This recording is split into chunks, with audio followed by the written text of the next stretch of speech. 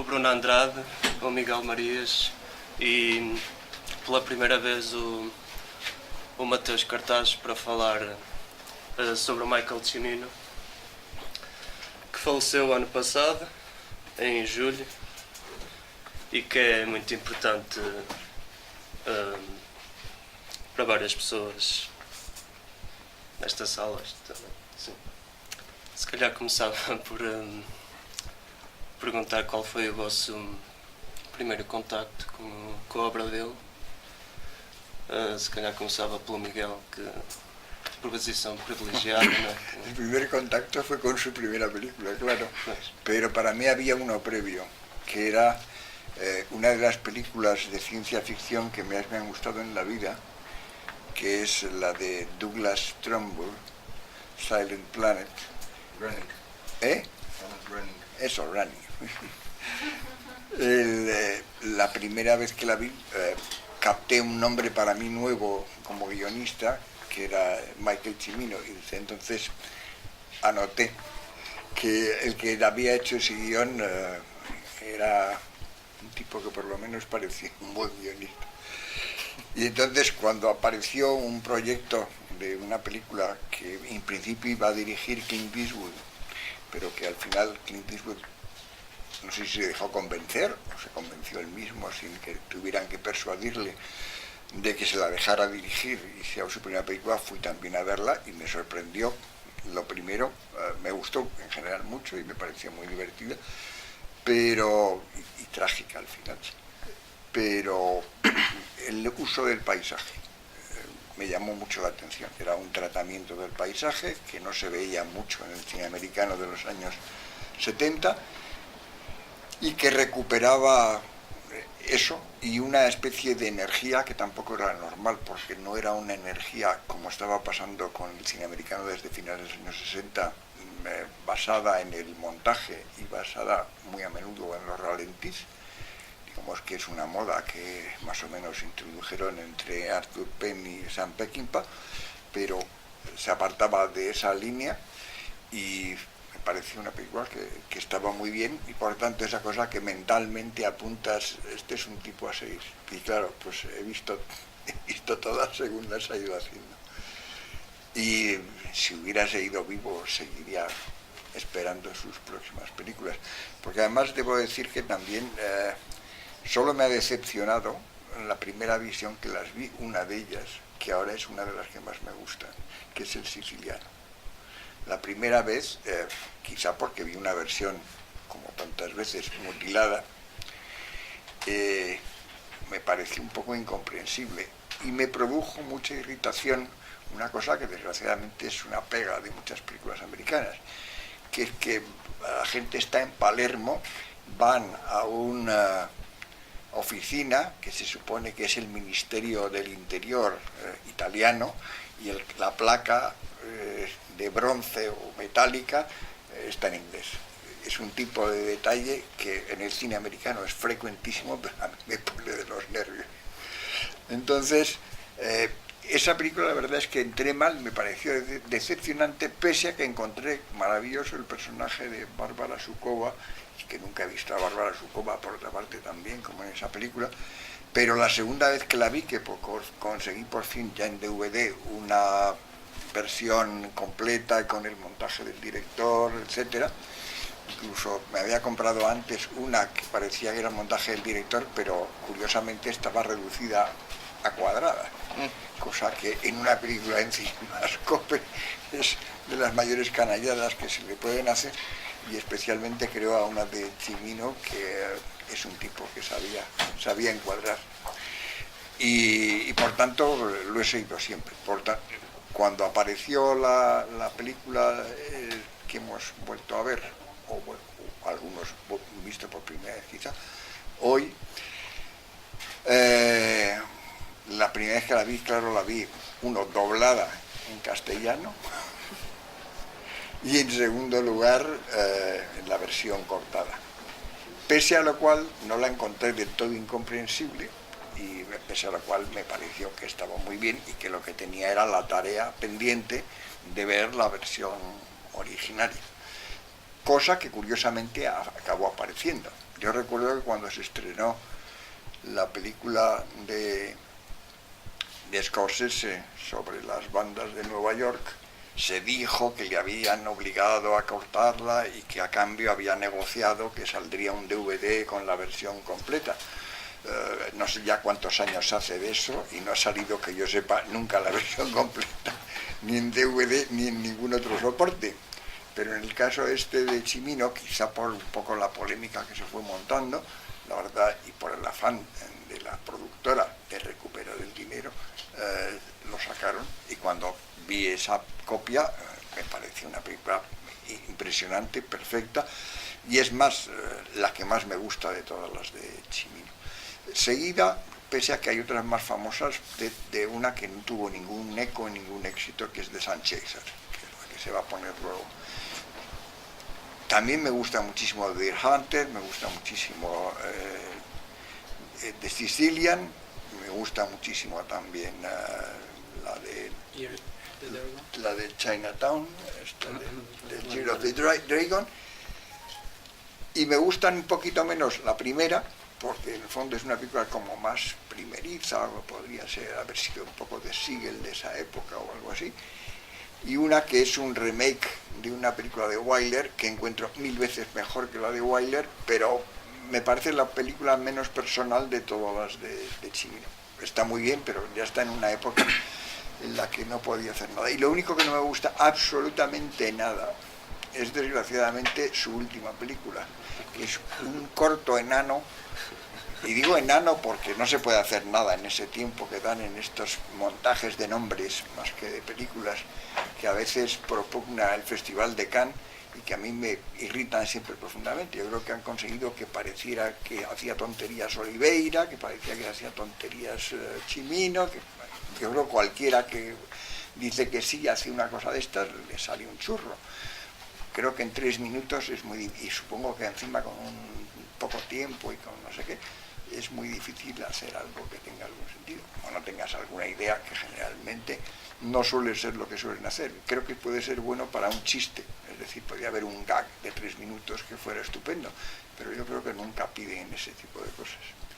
Y por tanto, bueno, pues Cimino se convirtió muy rápidamente en una de las grandes esperanzas blancas del cine americano, en una época que para mí había entrado el cine americano en decadencia, después de ser quizá el más grande en términos generales desde 1909 o por ahí hasta 1963 o por ahí, pues me parecía que estaba muy en decadencia.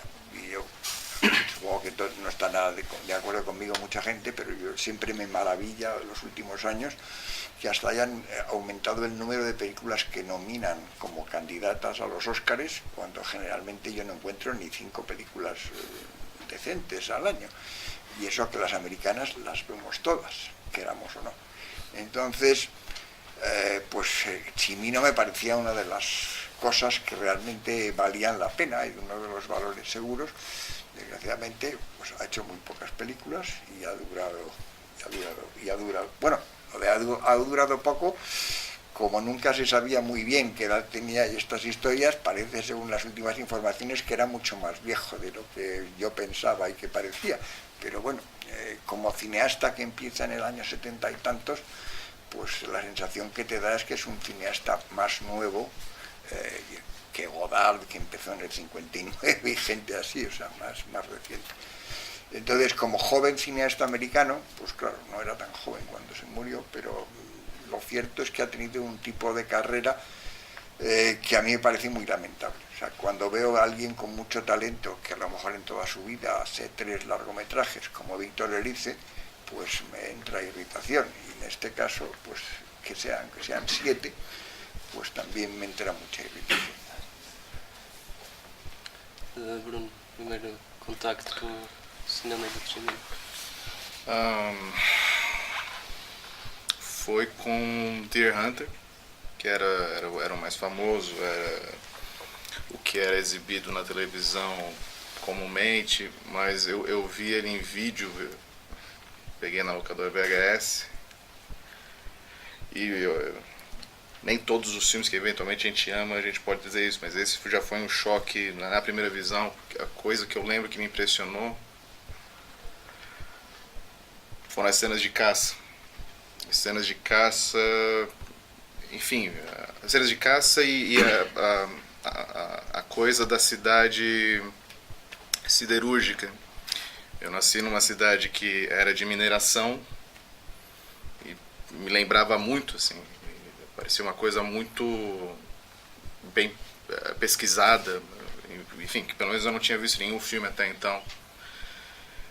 E as cenas de caça pareciam, sei lá, alguns acampamentos que eu ia com os meus pais, com meu pai, com tios, e tinha, parecia muito verossímil assim, o espírito, sabe, de subir uma serra, chegar no lugar, comer e ter um idiota que esqueceu alguma coisa e, enfim, depois caçar. Foi um pouco isso. Depois o que eu vi, o segundo livro, curiosamente, foi o Sun Chaser. Eu vi no lançamento e eu achei um filme esquisitíssimo quando eu vi a primeira vez. Não parecia com absolutamente nada, mas nada mesmo que estava sendo feito nos Estados Unidos. Mas eu continuei, tipo, ok, quem é esse sujeito e tal? Ganhou o Oscar, já sabia que ganhou o Oscar, já existia IMDb para pesquisar. E eu, por sorte, eu consegui ver o Heaven's Gate. E esse também foi uma visão meio... depois do Heaven's Gate eu vi Year of the Dragon, todos os outros filmes, mas foi Heaven's Gate o filme que, ok, esse é um cineasta único, não tem nada parecido, e desde então se tornou, não sei, um cineasta que se tornou um prazer estudar ele, porque o que foi falado é muito truncado, assim, a história de recepção do Cimino. Vocês sabem as razões, e o que sempre me espantou e me espanta até hoje é como ele parece um cineasta mais inteligente que os interlocutores que o tratavam como um megalomaníaco, um simplório, um arrogante, sabe? Heaven's Gate, assim,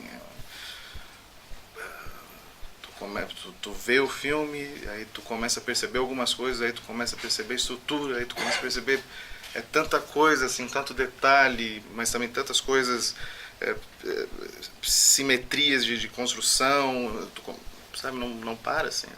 Parece haver muita consciência para quem adquiriu tanta fama de alguém que dirige fora de si, megalomaníaco, né, exagerado. Parece haver muita consciência em tudo que ele faz.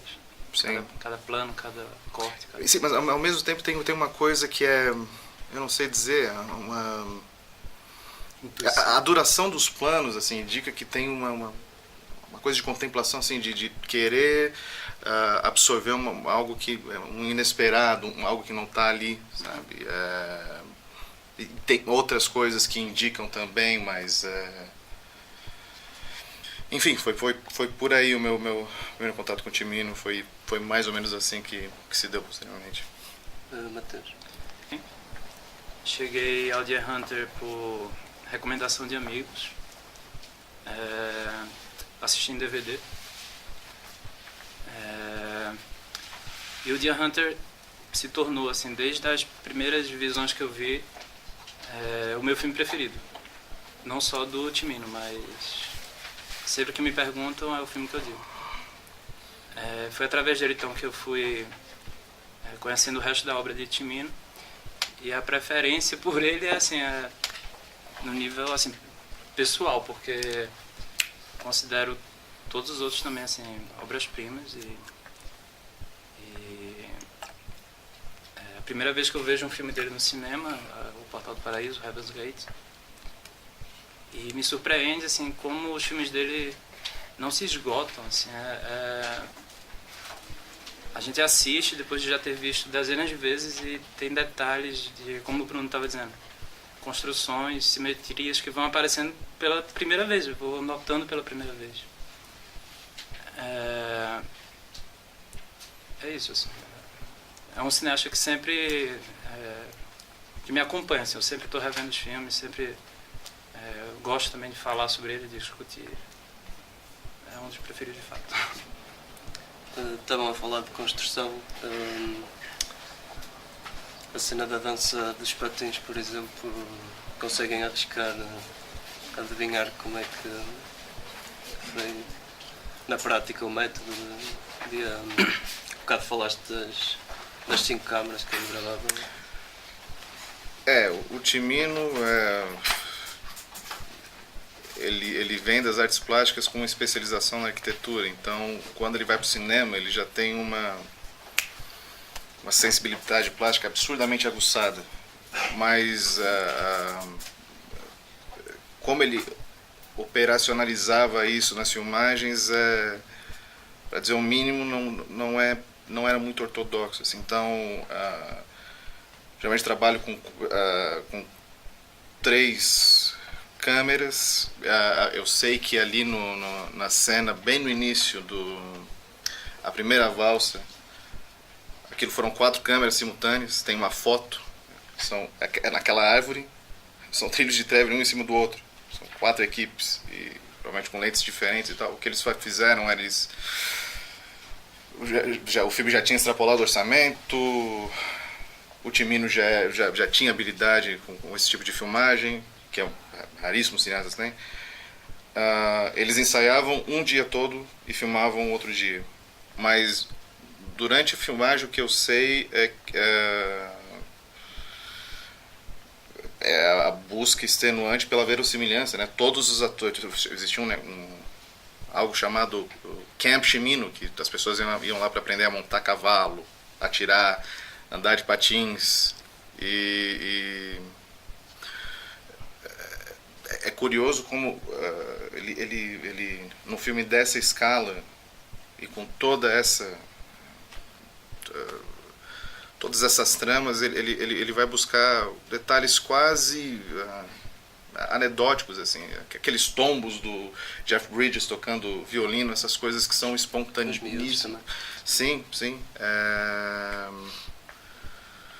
Então é uma busca uma busca incessante pela energia, mas com uma mirada, um alcance de visão que é uma coisa absurda, assim, sabe? Uma nitidez.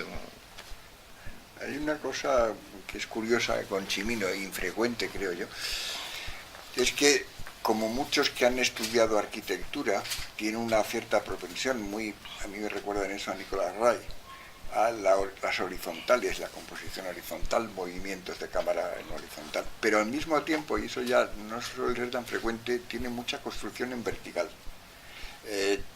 Tiene con grúas o con movimientos de cámara de otro tipo, etcétera, tiene una tendencia a de repente encaramarse, unas veces para mirar desde arriba y otras veces para mirar hacia arriba, por ejemplo con el uso de las montañas y de los fondos de los paisajes, etcétera, que además les da una especie de relieve muy especial.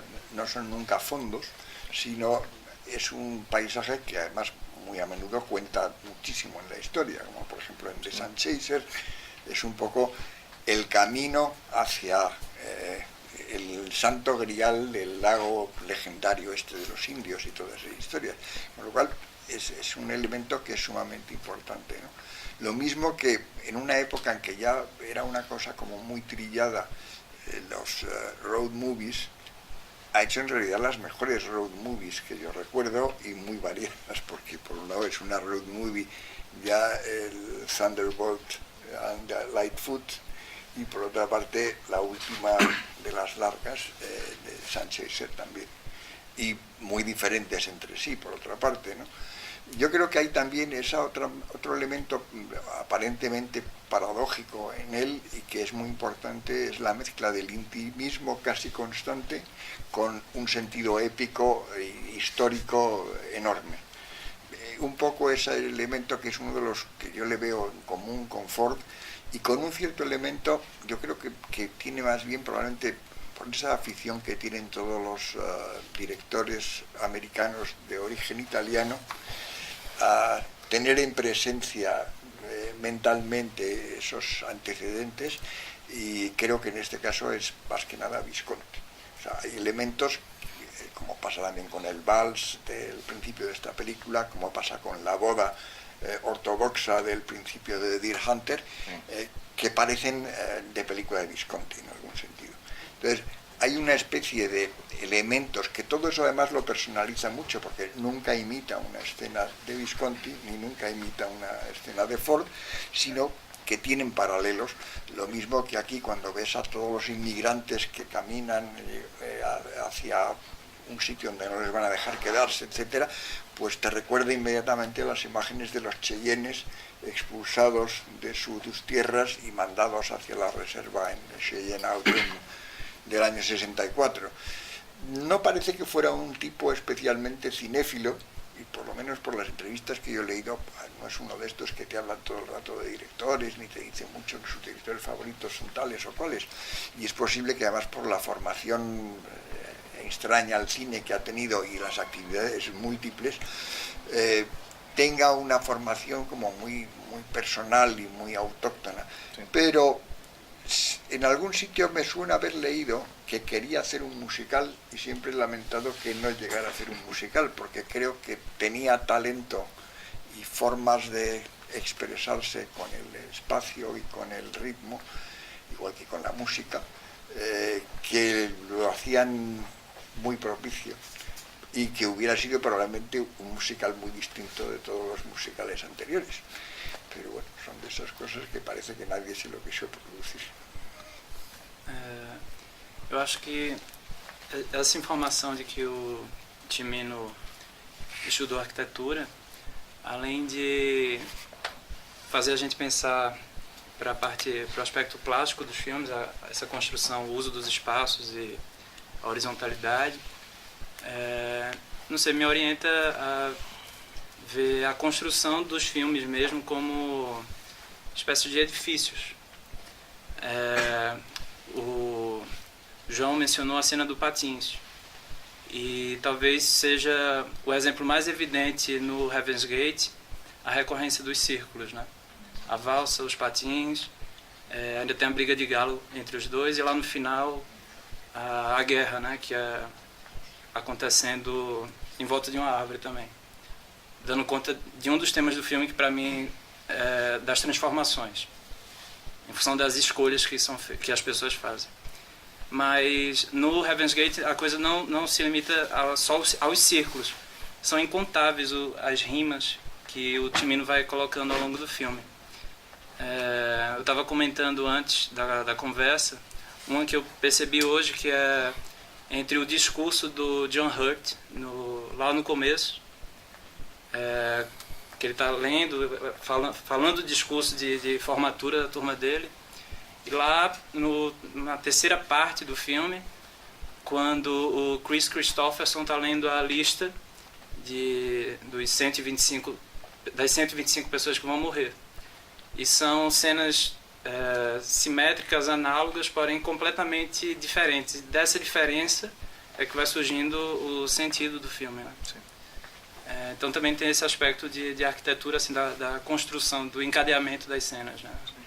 Ese es uno de los problemas graves que tienen las películas, que son muy precisas y que tienen una construcción muy pensada.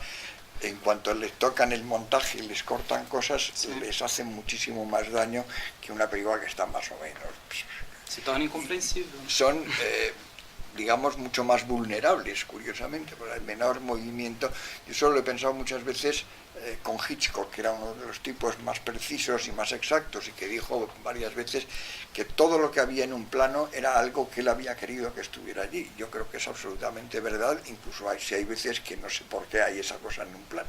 Siempre me ha intrigado mucho, digo de paso, al final de Marnie, cuando se aclara todo el asunto con la madre, hay un cuadro con un perro, que no sé exactamente qué pinta el perro allí, que es raro tener además un cuadro de un perro, pero nunca ha tenido ninguna explicación. Pero el caso es que con esto que había en Hitchcock, que además él explicaba muy bien en el libro de entrevistas que le hizo Truffaut, cómo lo que él hacía era construir el suspense y detallaba una serie de escenas, cómo las había construyendo. Por ejemplo, en Los pájaros, el momento en el que poco a poco en el exterior de la escuela, mientras Tippi Hedren espera, van acumulándose más pájaros, más pájaros, más pájaros y de repente luego atacan. O, por ejemplo, la escena del policía de carreteras con las gafas negras que para a Janet Leigh en Psicosis. Bueno, o la escena del avión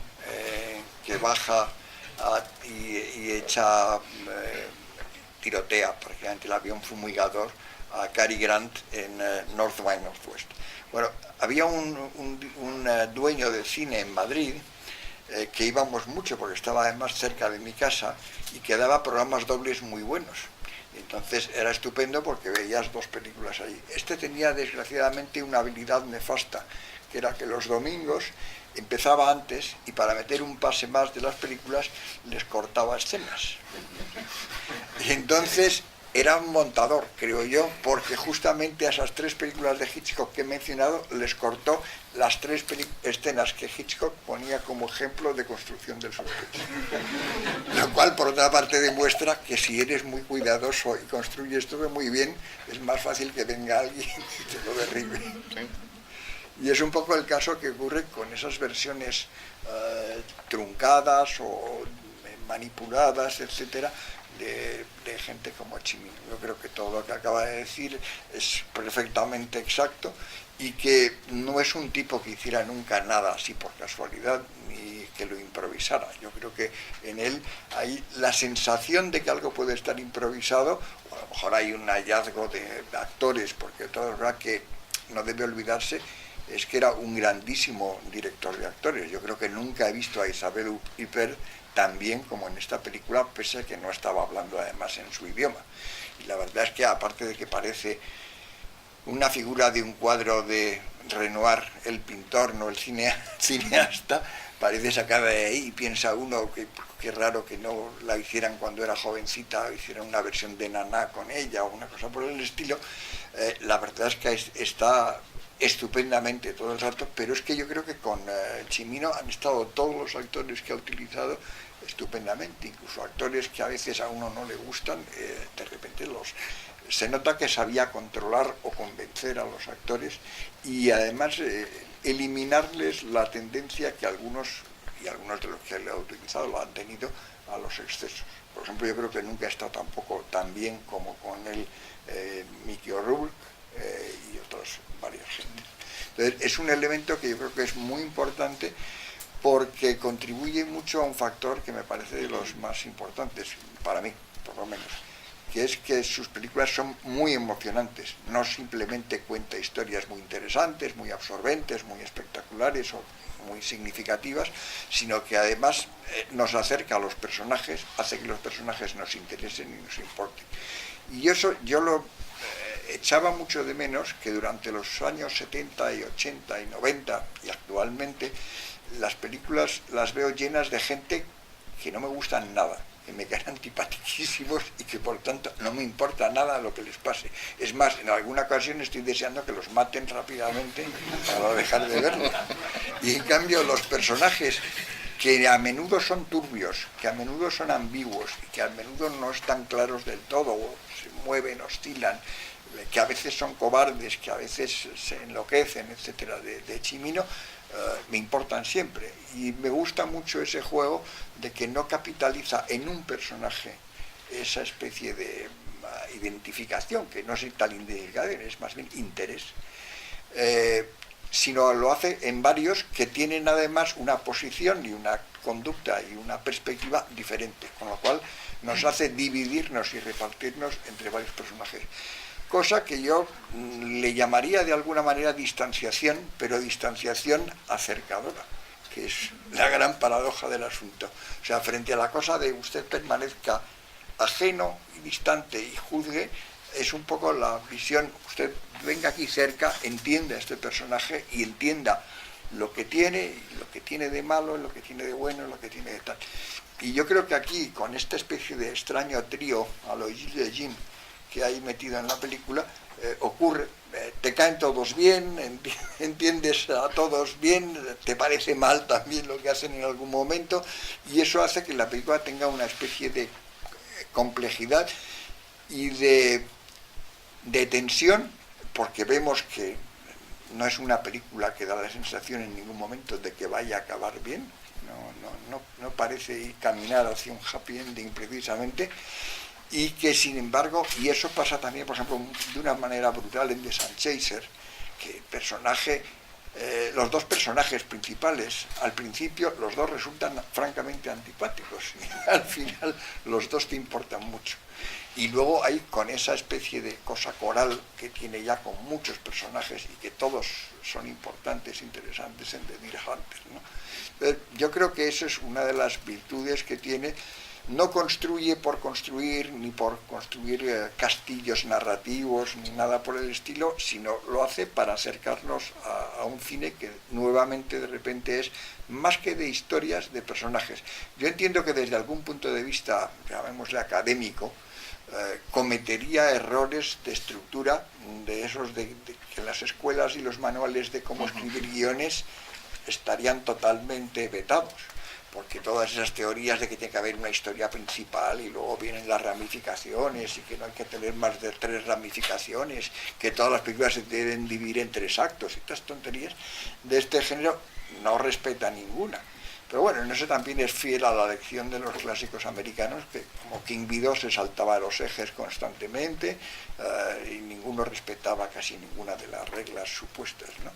Eso creo que es más respetuoso de la idea que tenía Godard, que dice, sí, estoy de acuerdo en que una película debe tener un inicio, una parte media y una final, pero no necesariamente en ese orden. Bueno, pues, creo que hacía también eso y que eso le daba también un margen de libertad que desgraciadamente no ha podido aprovechar tanto como a algunos nos hubiera gustado.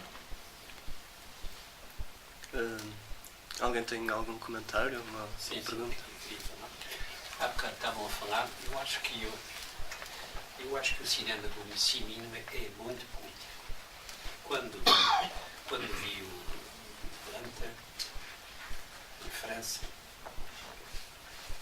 e o que fascinou os franceses foi que em pano de fundo havia a guerra do Vietnã. Portanto, isso não está lá bem, digamos, é uma coisa visível, mas não digamos, o Cimino retraçou a guerra do Vietnã neste filme. E, digamos, não é por acaso que a maior parte dos protagonistas do guião são operários, antigos operários, que trabalham na siderurgia, e portanto é um filme essencialmente político. Aqui também, neste filme, eu considero um filme essencialmente político e contra a América, porque aliás, se vocês viram bem no filme, eu vi a versão mais curta e acho que o filme terminava naquela cena depois do morticínio, que se dá, digamos, ao Kris Kristofferson. Sim, depois há um plano sobre as montanhas, não é? E há o vento que corre. É isso, digamos. Eu acho que vi essa versão. E o que é que me pareceu que, digamos, isso é um nível extraordinário contra a América. Digamos, demonstrar as montanhas selvagens e tudo isto é dizer que a América é um país selvagem. Mas essencialmente nisto, só para terminar, é que, digamos, volta também neste filme. O que é importante é também ver os imigrantes. E a certa altura no filme, não é por acaso que, digamos, um dos personagens diz, parece que são os índios, não é? Digamos, aqui são os imigrantes. E não há dúvida que o Michael Cimino toma partido pelos imigrantes contra a América. Eu só quero dizer uma coisa, eu acho que é um filme muito político e eu acho que o Michael Cimino também foi laminado por essa, digamos, eles acusaram-no de megalomania, não tem nada a ver com... Eu acho que é digamos, um falso pretexto para que ele não filme a política nos Estados Unidos. No. Isso é a minha, digamos... Hubo una doble razón. O sea, por un lado, la que se adujo, que es que probablemente se pasó de presupuesto. Pero a mí me parece lógico que si te dejan, te pases de presupuesto y hagas que todos los actores aprendan a bailar el vals, aprendan a patinar, etcétera. Gracias a eso funcionan como funcionan esas escenas. Y una lucha de poder, que la ha habido casi siempre, que de repente no quieren que el director, el autor, tenga poder por encima del que pone el dinero. Y entonces es la lucha de la producción contra el autor, el cineasta. Y por otra parte, la muy evidente, claro, política. Es decir, una película que está recordando, como le podía recordar ahora a Trump, que Estados Unidos es un país hecho de migrantes, que casi todos los que sobreviven en Estados Unidos son descendientes de migrantes y no de los nativos. Y que por otra parte, y yo creo que esto es totalmente consciente, los que aquí atacan rodeando a las caravanas, como los indios en las películas del oeste, son los inmigrantes que giran alrededor del ejército y tal. Y aquí, en lugar de llegar el séptimo de caballería a arreglarlo todo, llega a estropearlo todo una vez más. O sea que eso es una cosa que era, yo creo que tan transparente y tan clara, que por eso dijeron que la película era confusa y la cortaron todo lo que pudieron y la sabotearon. Dice, acusarle de arruinarla cuando en realidad la arruinaron ellos mismos, mutilando la película y distribuyéndola mal, porque claro, eso está en manos del que tiene al final los derechos de la película, y eso ha ocurrido muchas veces a lo largo de la historia del cine. Alguien que, para demostrar que no hay que dejar las manos libres a los cineastas, dice, lo ve, nadie fue, claro, nadie fue, no la estrenaron cortada, la distribuyeron mal, mandaron una copia a un cine en un barrio lejano y no le hicieron crítica en el New York Times. Y eso además hubo un complot generalizado, que a mí me parece escandaloso, es que toda la crítica americana de la época, toda, que casi nunca, la crítica está de acuerdo. Hay unos que opinan una cosa, otros que opinan otros y otros en la intermedia. De repente aquello fue unánime, es decir, escandaloso, y claro, se inventaron la cosa de que era un tipo orgulloso y tal. Es verdad que con su película anterior, le habían dado los Óscares, había ganado muchísimo dinero y todas esas cosas. Hombre, puede que tuviera un poquito de megalomanía justificada en parte cuando empezó su segunda película, pero claro, ya la segunda película le cortaron la posible megalomanía para siempre. Más bien le enseñaron que, ojo y ten cuidado, que como te pases ni un pelo, vienen con un hacha y te hacen así. Y yo creo que es uno de los casos más escandalosos que ha habido en los años recientes y con una consecuencia terrible. Yo creo que después de eso ya no ha habido nunca ningún director americano que yo sepa que ha tenido el grado de libertad que él tuvo inicialmente en este. Y es más, uno de los productores escribió un libro que yo encuentro absolutamente infame, atacándole y contando la, según él, verdadera historia del rodaje y la filmación de esto, cosa que Cimino nunca le ha perdonado y que todavía en la última entrevista que leí con él seguía diciendo que el canalla que no contó más que mentiras. Pero bueno.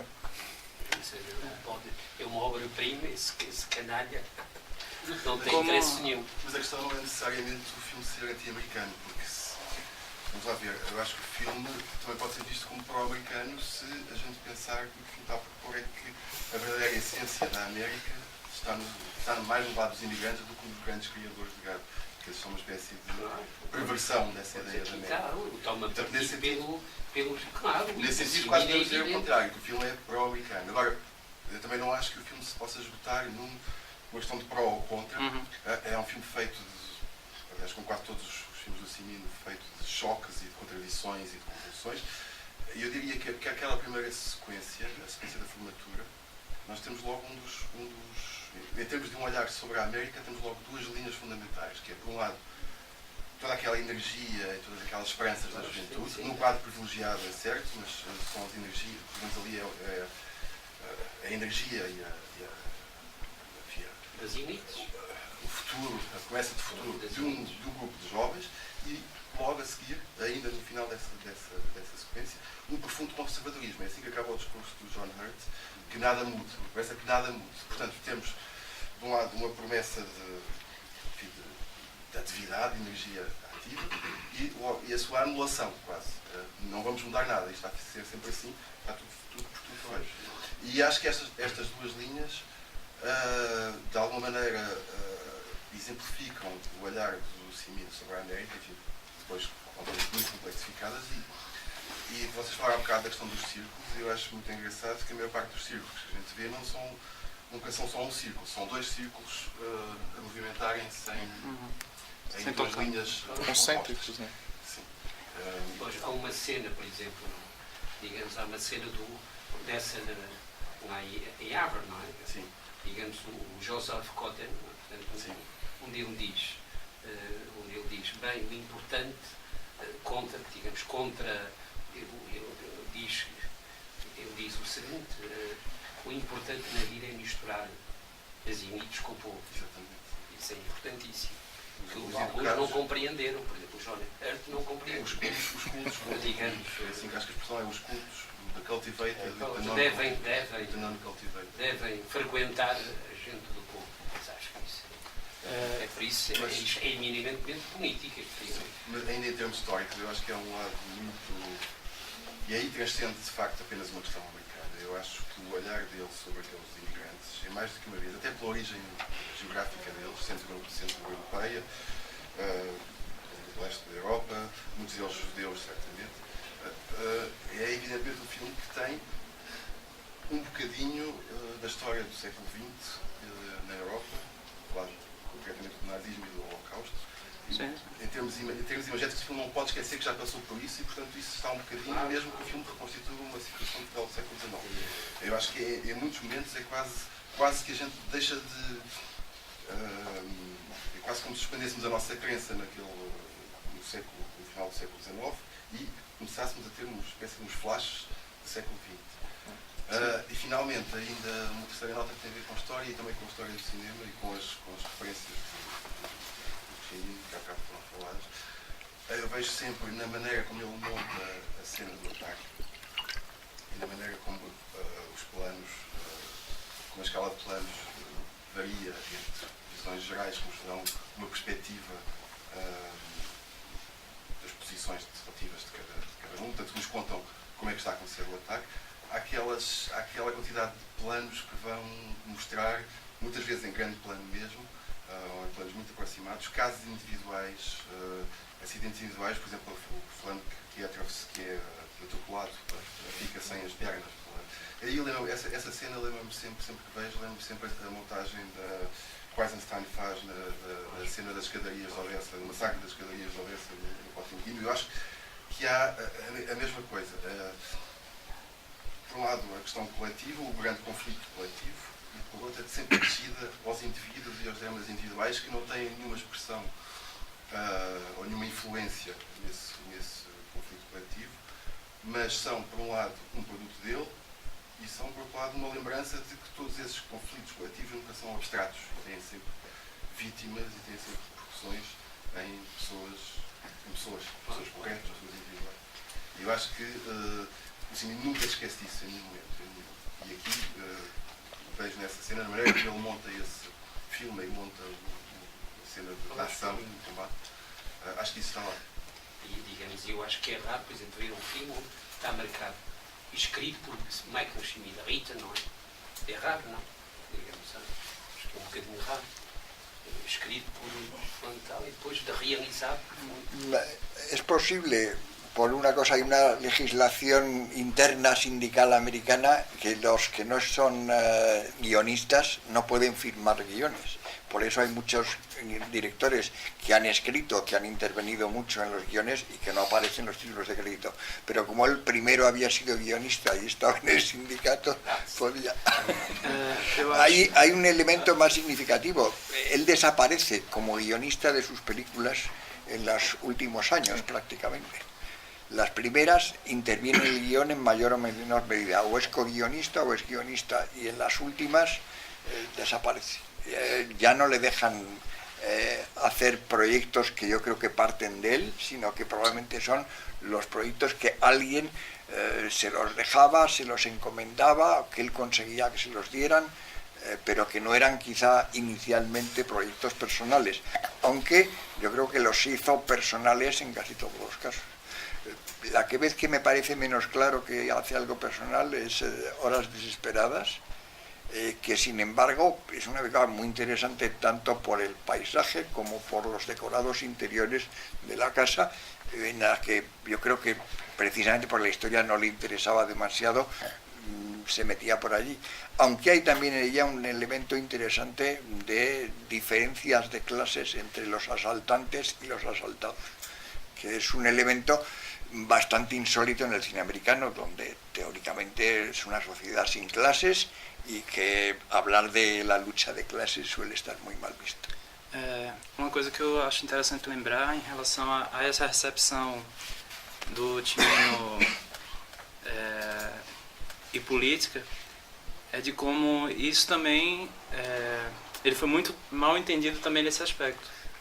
Quando ele fez o Deer Hunter, chamaram de racista, nacionalista. Quando ele fez o Heaven's Gate, chamaram de marxista. Quando ele fez o Ano do Dragão, voltaram a chamar de racista. É tipo assim, é uma carreira totalmente atribulada também Siciliano marxista. Marxista de novo. É uma carreira totalmente atribulada também nessa linha de interpretação, né? E eu estava lembrando aqui de como a construção do triângulo amoroso no filme é muito complexa, porque o filme conta essa história das elites querendo massacrar o povo, os imigrantes, mas a linha narrativa que ele usa para contar essa história é esse triângulo amoroso formado por um aristocrata que quer ser do povo, um povo que quer ser da aristocracia, o Nate Champion, né, o Christopher Walken, o mercenário que quer ser da aristocracia, e a Isabelle Huppert, que fica tendo que tomar a decisão em função do futuro que cada um oferece, que é o aristocrata, a aristocracia, e o mercenário, E que é um imigrante. Isso, um imigrante. E o mercenário continuar naquele ambiente que ela já conhece, né? Então é uma relação completamente complexa, porque o que os personagens querem é mudar, mas o que eles oferecem é a permanência das coisas como elas já são. Não há duas personagens no filme que querem a mesma coisa, todas querem uma coisa diferente. Sim. Então é assim, há um discurso político, mas como o Luiz disse, é muito difícil identificar o pró ou o contra, porque é muito intricado assim, esse jogo que ele faz ali dentro. Por isso que eu gosto, pensando hoje, dizendo que o filme, não sei, tem tanta coisa envolvida ali, tem tempo, envelhecimento, amor, tanta coisa envolvida, mas para mim um tema que surge é muitas escolhas e consequências ou transformações que essas escolhas provocam, seja no nível muito pessoal, assim, da vida de cada personagem, seja no nível do país, né, da nação, do mundo, uma coisa, a escala pequena ou a escala maior, né? Não sei se esses temas vocês concordam. Por aí pergunta. Zé, diz. Era interessante o que está a dizer. É muito interessante. Diz, Zé. Olá, Pedro. Eu queria fazer uma pergunta primeiro à mesa, não é? Que ainda ninguém fez. Que é uma parte do filme que me sensibiliza muito para além de tudo que já foi dito, desde o facto da formação em arquitetura, como o Nicolai, Michael Cimino, para isso depois no seu cinema, o facto de ser um exímio diretor de atores, não é? Portanto, temos. Mas eu gostava que alguém falasse um pouco sobre a música do filme, que é uma música lindíssima, exatamente do som, mas a música mesmo de peças musicais que são tocadas, não só as valsas, mas a música composta para o filme. E por acaso, vocês há pouco estavam a falar dos círculos e das danças e das formas geométricas, da simetria, e eu, como tenho o meu lado musical também, de repente lembrei-me, que eu já não vi o filme há algum tempo, mas já vi várias vezes, e realmente é uma música extraordinária e que não só não é ilustrativa, mas é alguma coisa que também nos ajuda a entrar naquela atmosfera que uma reconstituição de uma América, mas que não é só a América, como mais convida. Portanto, há todo ou seja, o paroxismo da guerra, a recusa do outro, mas os caráteres individuais de cada personagem. E realmente, em termos musicais, desde o primeiro ao último plano, sempre que há música, ou mesmo quando não há música, porque na música também há pausas, não é?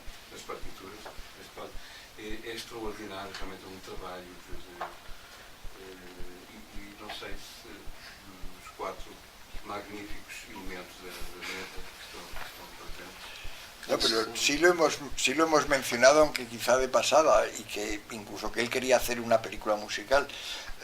Yo creo que es el sonido que muchos cineastas que han empezado a hacer cine cuando ya el cine era sonoro todavía no lo han usado nunca. En el caso de Cimino no es así. Las películas suyas, y además por eso es muy importante, se nota mucho la diferencia cuando uno las ha visto dobladas, que entre otras cosas destrozaban toda la banda sonora. Incluso en las películas cómicas desaparecían los gags sonoros, era una cosa alucinante. Y cuando uno las ve después en versión original, descubre que hay una parte de la película no solo visual que no se ha visto.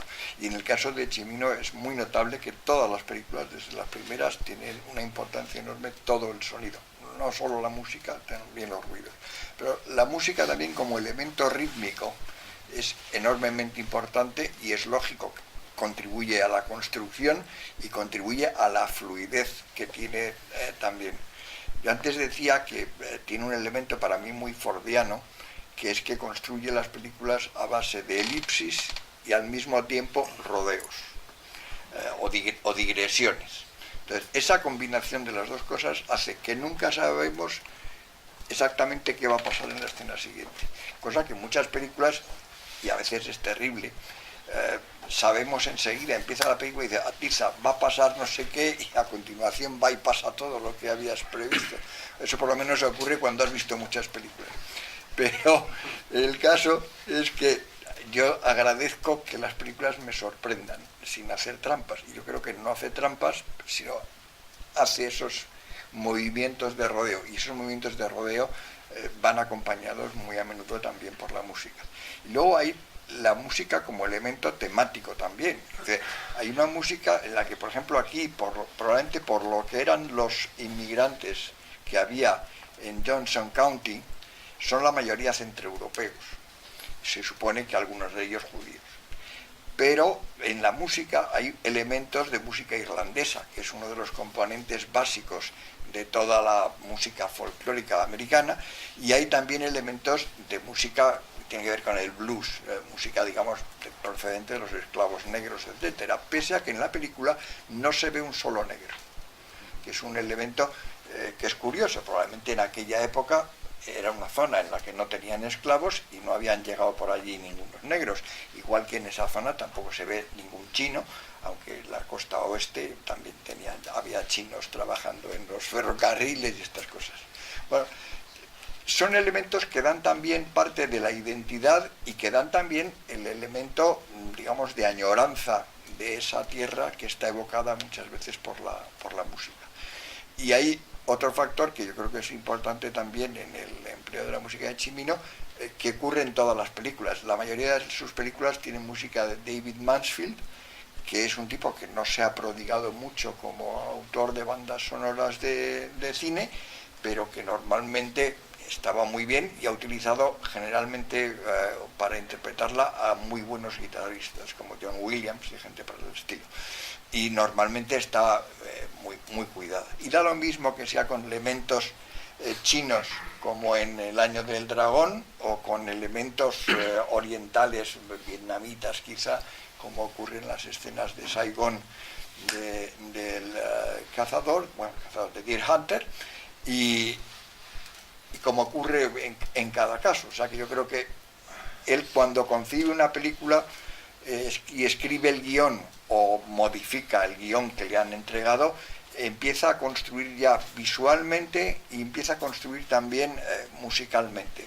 Hace como una especie de mundo visual, sonoro y dramático todo al mismo tiempo, que yo creo que es parte de lo que tiene una visión muy amplia, cosa que otros cineastas no. Hay cineastas que son muy buenos, etcétera, pero tienen como una visión muy limitada y se mueven en un terreno, pues, digamos, muy sencillo, muy esquemático, y dentro de eso lo baten muy bien y funcionan muy bien las películas.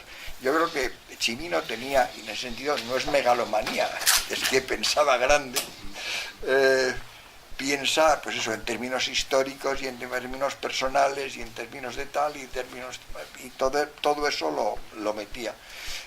Yo no he visto nunca esas cosas que a veces se publican y tal, y sería seguramente muy interesante si se editara un guión de trabajo de Cimino en el que probablemente, estoy seguro de que hacía pre-designing, que dibujaba él mismo, dado que tenía formación más o menos de arquitecto y creo que también fue decorador de interiores, y que seguramente él mismo se haría dibujitos, y probablemente había, cada vez que rodaba un plano, no es que se estuviera pensando a que le viniera la inspiración, como a veces han dicho sus detractores, sino que quería construir lo que tenía ya imaginado, incluso dibujado y bien pensado en la cabeza, cosa que es una tarea que muy a menudo es difícil. Es decir, la concepción de algo, soñar algo, es muchísimo más fácil, más barato y más corto que conseguir que aquello cobre realidad, ¿no? Entonces yo creo que sí, que efectivamente es un factor muy importante, y desde luego no recuerdo en una sola película de Cimino en la que la música, y esto no es frecuente, no esté controlada por el director. Quiero decir que muy a menudo en el cine americano no se puede responsabilizar de que la música sea convencional o esté mal utilizada o sea excesiva al director. Muy a menudo, sobre todo en los años 30 y 40, cuando pasaban de una película a otra, la ponían bajo instrucciones del productor, los directores musicales del estudio, etcétera, y el propio compositor la ponían a posteriori cuando el director ya estaba metido en otra película, y no controlaban muy a menudo ni el montaje final, ni habían hecho un primer montaje, pero que no tenían derecho al corte final, ni la música. Entonces, ha habido algunos directores, como Hitchcock o como Ford, que se ocupaban del asunto, pero ha habido otros que han pasado completamente.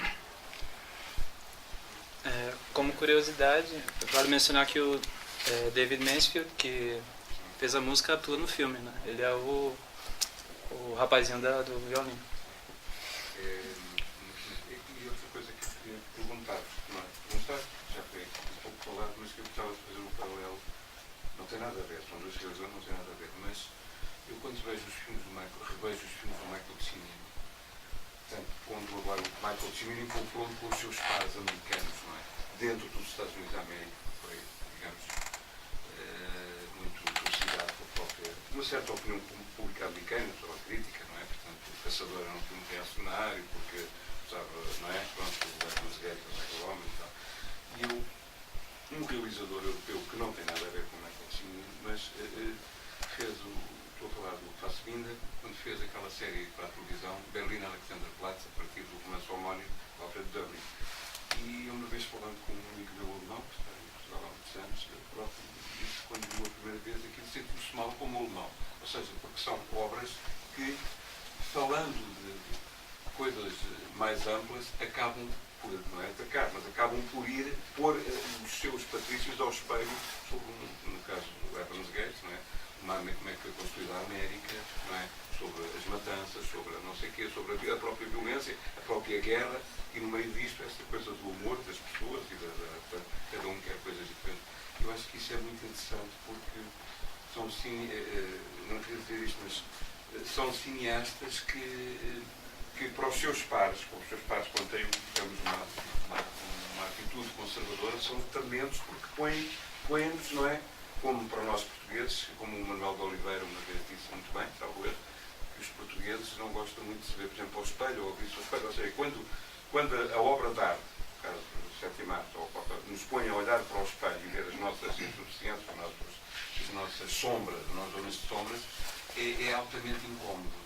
E eu penso que, no caso do Michael Cimino, isso para mim é muito claro desde a primeira vez que eu vi o The Deer Hunter, que foi o primeiro que eu vi, e portanto, Portanto, quando eu vi o Caçador, aquilo não era um filme para mim só sobre o Vietnã, era um filme sobre, peraí, a gente pensa, se fosse norte-americano, se calhar, isto, tipo, estamos aqui a mexer com o meu inconsciente coletivo, não é? Mas nós somos isto, nós somos. Nas Portas do Céu, eu também sinto muito isso, essa confronto, e acho extraordinário, portanto, um artista realmente extraordinário, neste aspecto que estou a falar, de uma coragem, de uma ousadia, de uma convicção muito forte, e talvez por isso também tenha sofrido com isso e ter sido tão massacrado, não é? As suas obras, digo eu, não é um pensamento que me ocorre.